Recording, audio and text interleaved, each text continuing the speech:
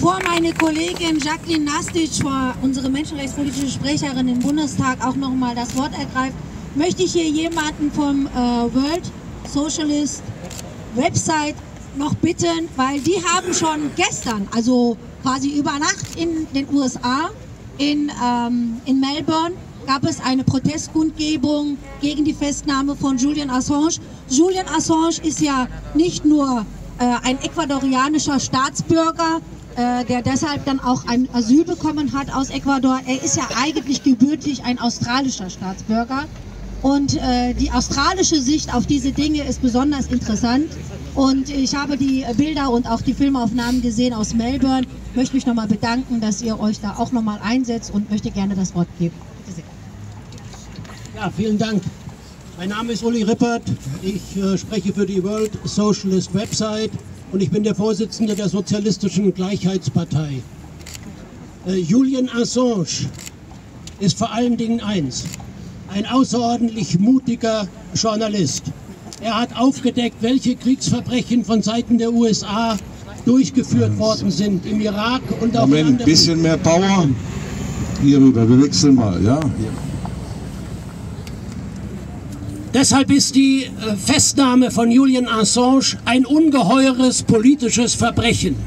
Und beteiligt daran ist nicht nur die britische Regierung und im Hintergrund natürlich vor allen Dingen die amerikanische, sondern auch die deutsche Regierung, von der man ausgehen muss, dass sie über alle Schritte gegen Assange informiert war.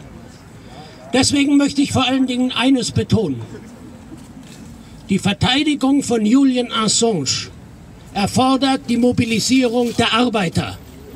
Gerade hier in Deutschland ist es bekannt, dass demokratische Rechte nur verteidigt worden sind durch die Mobilisierung der Arbeiter in den Fabriken.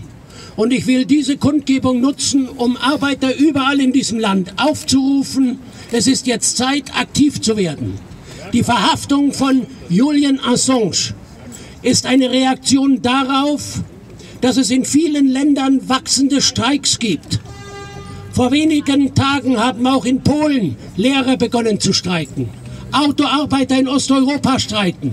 Die Gelbwesten in Paris und in anderen Städten Frankreichs sind nicht von der Straße wegzukriegen. Und auch hier werden die sogenannten Warnstreiks immer größer und immer länger.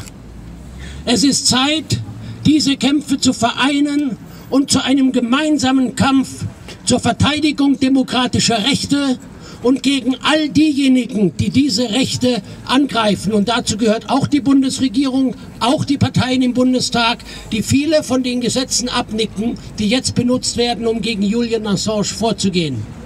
Deshalb haben wir im Europawahlkampf diese Frage: Verteidigt Julian Assange Freiheit für Chelsea Manning sehr stark ins Zentrum gestellt. Danke für eure Aufmerksamkeit.